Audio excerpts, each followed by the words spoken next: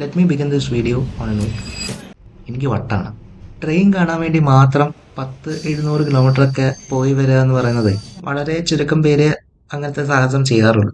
വർഷാവർഷം independence ഡേക്കും republic ഡേക്കും ചെന്നൈയിൽ നടക്കുന്ന ഇവന്റ് കാണാൻ വേണ്ടിയിട്ടാണ് ഈ വർഷം ഞാൻ അങ്ങോട്ട് പെട്ടിങ്കടക്കായിട്ട് ചെന്നത്. അതായത് ലോകത്തിൽ തന്നെ ഏറ്റവും പഴക്കമേറിയ ഓടുന്ന കണ്ടീഷനിലുള്ള സ്റ്റീം ലോക്കോമോട്ടീവ് കാണാൻ സാധിക്കും ലൈവായിട്ട്. പുകയൊക്കെ പറത്തി ചൂളമൊക്കെ അടിച്ച് ഇങ്ങനെ പോകുന്നത് നമുക്ക് ലൈവായിട്ട് കാണാൻ പറ്റും. ട്രെയിൻ ഇങ്ങനെ പയ്യെ പ്ലാറ്റ്ഫോമിലേക്ക് കൊണ്ടിടുകയും അവിടെ ചുറ്റുമുള്ള ആൾക്കാരെല്ലാവരും കൗതുകത്തോടെ ഇത് കാണുന്നതൊക്കെ നമുക്ക് കാണാൻ പറ്റും.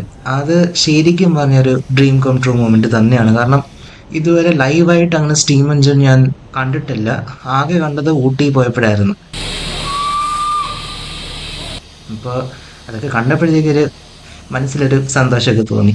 ഈ സ്റ്റീം എഞ്ചിൻ്റെ പ്രത്യേകത എന്ന് പറയുന്നത് 1855, അതായത് 1855 നിർമ്മിച്ച ലോക്കോമോട്ടീവാണ്. പിന്നെ കുറേ നാൾ കട്ടപ്പുറത്തിരുന്നെങ്കിലും പെരുമ്പൂർ ഷെഡാണ് ഇതിനെ നല്ല രീതിയിൽ തേച്ച് മിനുക്കി കുട്ടപ്പനാക്കി നിരത്തിലിറക്കിയത്. ഈ സെയിം ലോക്കോമോട്ടീവ് നമ്മുടെ കൊച്ചിൻ ഹാർബർ ടെർമിനസിലും വന്നിട്ടുണ്ട് പണ്ട്.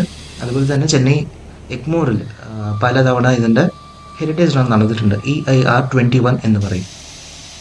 ഇതിൻ്റെ ഒരു സഹോദരനും കൂടിയുണ്ട്, അതായത് EIR-22. റെവാഡി സ്റ്റീം ലോക്കോ ഷെഡിൽ അവിടെ സുരക്ഷിതമായി ഇരിപ്പുണ്ട്.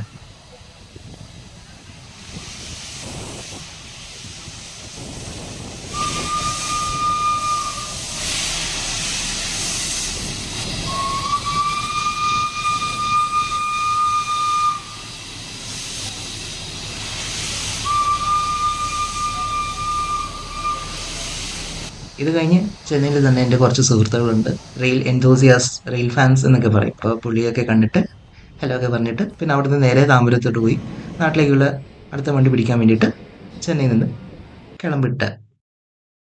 ഇത് കഴിഞ്ഞിട്ടുള്ള എപ്പിസോഡിൽ എന്തൊക്കെയാണ് നടന്നതെന്ന് വെച്ച് കഴിഞ്ഞാൽ അടുത്തൊരു വീഡിയോയിൽ പറയാം. Okay, by.